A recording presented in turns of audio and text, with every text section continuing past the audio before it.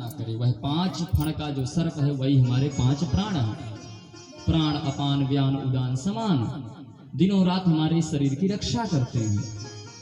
तो महाराज इसके अंदर प्रवेश किया, बुद्धि के साथ विवाह हो गया। बुद्धि ने कहा दिव्य 100 वर्षों तक रहो, टेंशन मत लो।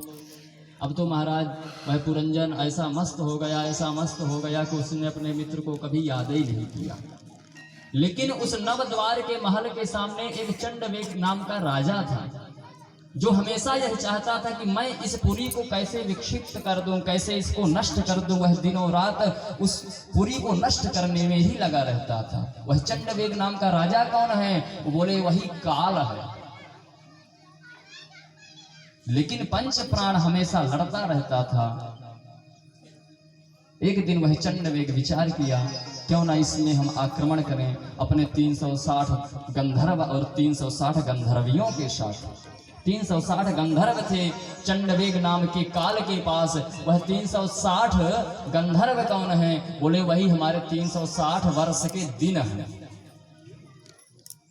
360 गंधर्वियां हैं, कई तो गोरी हैं, कई काली हैं। वो कौन है? बोले हमारी रात्रियां हैं।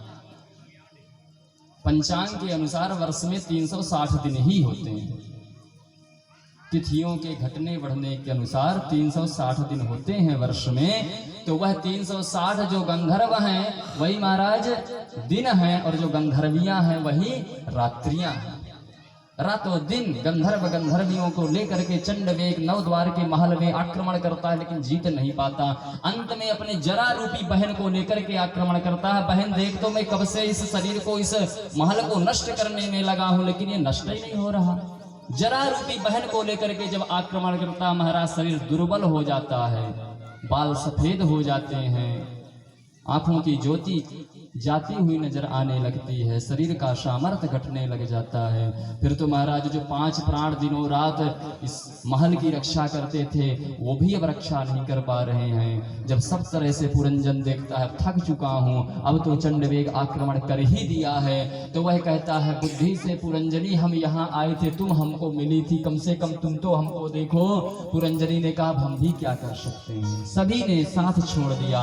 अंत में समझ गया कि अब घर को छोड़ करके बाहर निकलना पड़ेगा। अंते या मति सागति, अंतिम समय जहां बुद्धि होती है वही अगले जन्म का कारण होता है। पुरंजन जब अपने शरीर का त्याग करता है तो पुरंजनी का चिंतन करते हुए, अपने स्त्री का चिंतन करते हुए महाराज दूसरा जन्म हुआ है महाराज स्त्री के रूप में। मलयध्वज के साथ विवाह हुआ है पुरंजन का। मलयध्वज शिकार खेलने वन में गए हैं, वहां से लौट करके आए हैं। काफी डाकुओं ने आक्रमण किया है, युद्ध हुआ है, और मलयध्वज वीर गति को प्राप्त हो गए। विदर्भराज कन्या के रूप में जन्म लेने वाला वह पुरंजन, जिसका विवाह मलयध्वज के साथ हो गया था, और जब उसने अपने पति को देखा कि यह तो मर चुके हैं, पति के शव को लेकर के महाराज सती होने के लिए जैसे ही बैठे हैं चिता में, तब तक घूमता हुआ वह मित्र अविज्ञात आ गया ब्राह्मण वेश में। और जैसे देखा, ओ हो मित्र किसके साथ सत्ता हो रहे हो? अब वही स्त्री बनी। पुरंजन कहने लगा तुमको शर्म नहीं आती हमको अपना मित्र कहते हुए? हमने अपने जीवन में अपने पति के अतिरिक्त किसी को मित्र नहीं बनाया है, और मैं तो तुमको जानती तक नहीं, तुम कौन हो, कैसी हो, कहां से आए हो, तुम मुझको अपना मित्र कैसे कह दिए। तब वह ब्राह्मण बना अविज्ञात हंस करके कहने लगा, वाह मित्र तुम तो बिल्कुल ही हमको भूल गए। और जब पूर्व जन्म का स्मरण कराया कि तुम कोई ना तो स्त्री हो ना तो पुरुष हो, तुम तो हमारा ही स्वरूप हो, तुम तो हमारे ही मित्र हो, तुम यहाँ भ्रमण करने क्या आए कि तुम तो हमको ही भूल बैठे। तब महाराज अपने स्वरूप का ज्ञान हुआ पुरंजन को।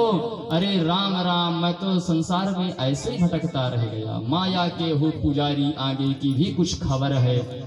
इस महल से बढ़कर के एक दूसरा महल भी है।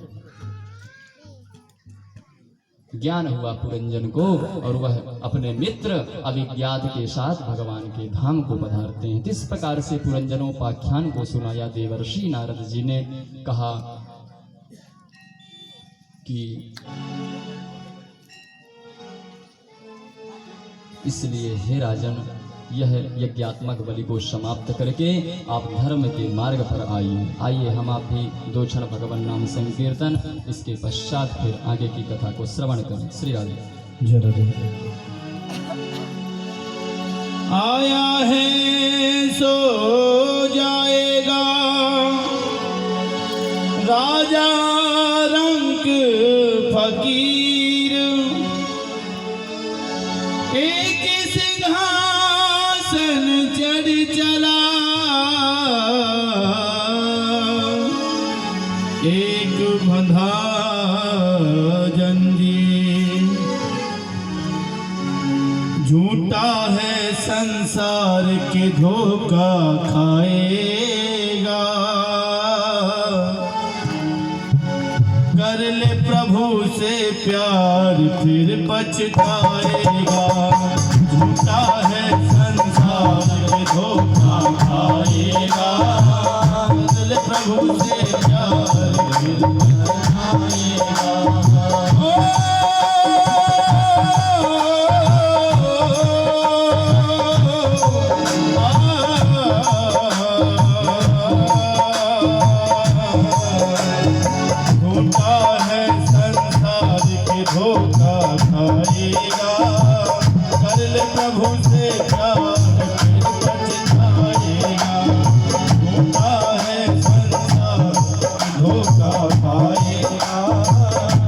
प्रभु से प्यार पछताएगा।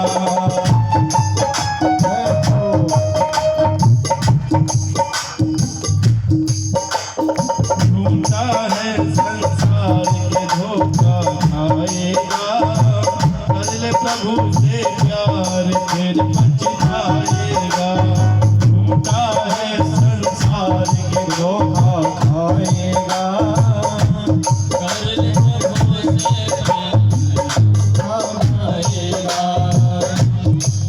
कर ले झूठा है संसार के धोखा खाएगा, कर ले प्रभु से प्यार फिर पछताएगा, झूठा है संसार धोखा खाएगा, कर ले प्रभु से प्यार फिर पछताएगा।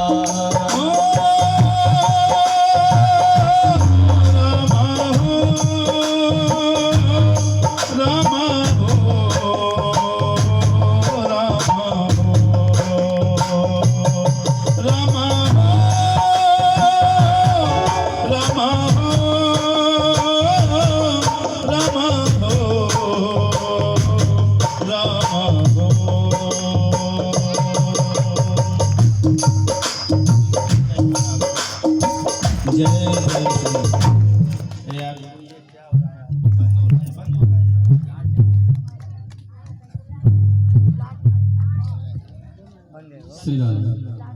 श्री वृंदावन बिहारी लाल की जनरेटर ही चलने दो ना, लाइट बंद कर दो।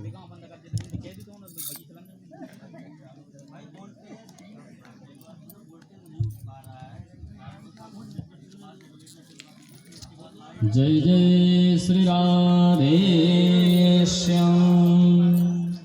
प्रियव्रतो भागवत आत्मा रामः कथं मुने गृहे रमतयन्मूलः कर्मबन्धः पराभवः न नूनं मुक्तसङ्गानां तादृशानां द्विजर्षभ गृहेष्वभिनिवेशोऽयं पुंसां भवितुमर्हति महतां खलु विप्रर्षे उत्तमश्लोकपादयोः छाया निर्वृत्तचित्तानां न कुटुम्बे स्पृहा मतिः। श्री परीक्षित जी महाराज सुखदेव जी से कहते हैं, महाराज मनु महाराज के जो पुत्र हैं प्रियव्रत, उनका चरित्र सुनाइए। उत्तानपाद का आपने चरित्र सुनाया, अब प्रियव्रत के चरित्र को सुनाइए। महाराज हमने सुना है कि प्रियव्रत तो बहुत बड़े भगवत भक्त थे, भगवान के भक्त थे, फिर भला वो घर गृहस्थी में कैसे गए, कैसे उनकी रुचि हुई गृहस्थ जीवन में जाने के लिए। तब श्री शुक उवाच, श्री सुखदेव जी ने कहा, प्रिय व्रतो भागवत आत्मा रामः कथम मुने गृहेर्मत जनमूलः कर्म बंधः पराभवः। कर्म का जो बंधन है वह हकीकत में गृहस्थ आश्रम है, लेकिन धन्यो गृहस्थ आश्रम। गृहस्थ आश्रम से श्रेष्ठ कोई आश्रम भी नहीं है, क्योंकि गृहस्थ आश्रम से ही आश्रित रहते हैं बाकी के 3 आश्रम। इसलिए धन्यो गृहस्थ आश्रम। और जिसने महाराज अपने गृहस्थ जीवन को धन्य बनाया है, भगवान उसके यहाँ जरूर आते हैं। प्रियव्रत महाराज की कोई इच्छा नहीं थी गृहस्थ जीवन में प्रवेश करने के लिए।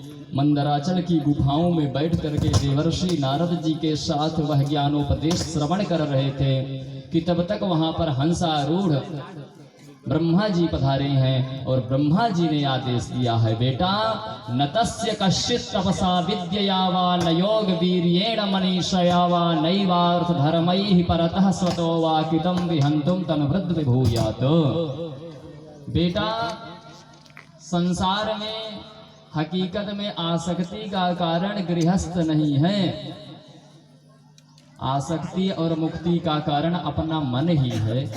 इसलिए बेटा प्रभु की ही ऐसी इच्छा है कि आप गृहस्थ जीवन में जाओ। और हे प्रियव्रत, यदि आप अपने गृहस्थ जीवन को धन्य बनाओगे तो आपके घर में साक्षात भगवान पधारेंगे। ब्रह्मा जी कह करके गए हैं। फिर तो महाराज प्रियव्रत जो है विवाह हुआ है विश्वकर्मा की पुत्री बरहिष्मती के साथ में। 10 पुत्र हुए हैं। 10 पुत्रों में से 3 पुत्र विरक्त हो गए, बाँचे 7 पुत्र।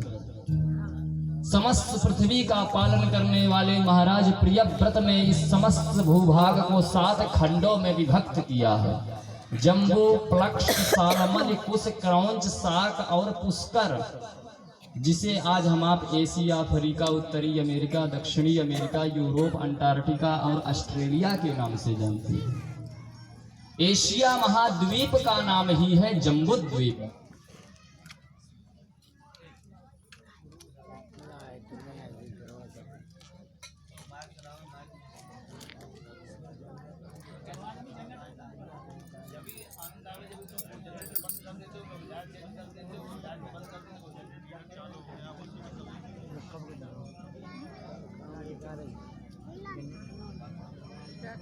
जनरेटर है।